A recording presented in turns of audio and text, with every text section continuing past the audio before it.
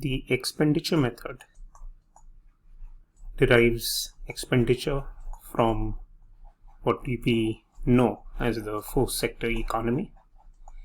The four-sector economy consists of households which consume, firms which invest, the government which spends, and net exports or exports minus imports. So we have represented with us here households, firms, the government, and the rest of the world. So in a four-sector economy, if we want to calculate aggregate demand is nothing but the addition of consumption expenditure, investment expenditure, government expenditure, and net exports. In the same way, we can reach GDP, MP, or GDP at market price by adding consumption expenditure, investment expenditure, and in the case of gross domestic product at market price, the investment has to be gross. Going forward, government expenditure and exports minus imports. Now, from here going forward to national income becomes easy, but we have some sub-formulae we should keep in mind. For example, if we have not been given gross investment, but instead we have been given net investment expenditure, in that case we cannot have GDP-MP, we will have NDP-MP, or net domestic product at market price, which equals consumption expenditure plus net investment expenditure plus government expenditure plus exports minus imports.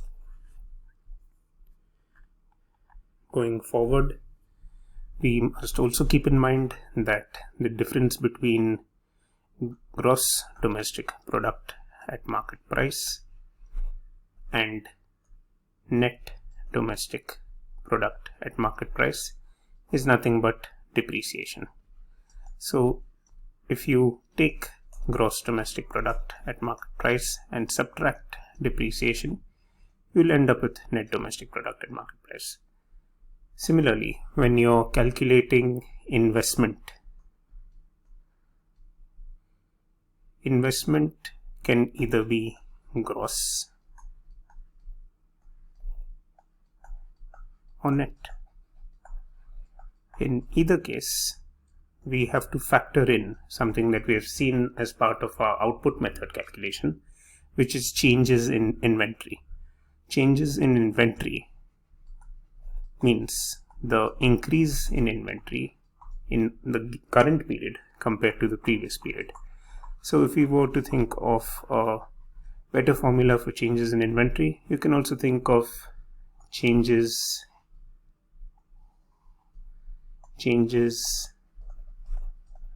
in inventory as closing stock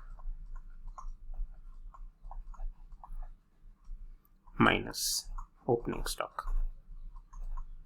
So when you think about investment made by firms, yes, they will buy raw materials, convert it into finished goods, or as a trading firm they will buy finished goods in order to sell.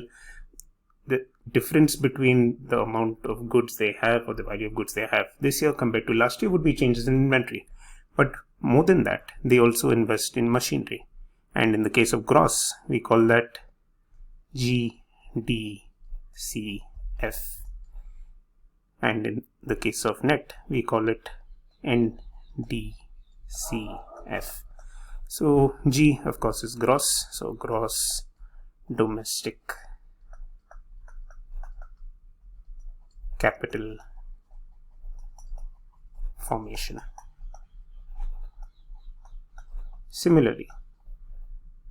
This would stand for net domestic capital formation.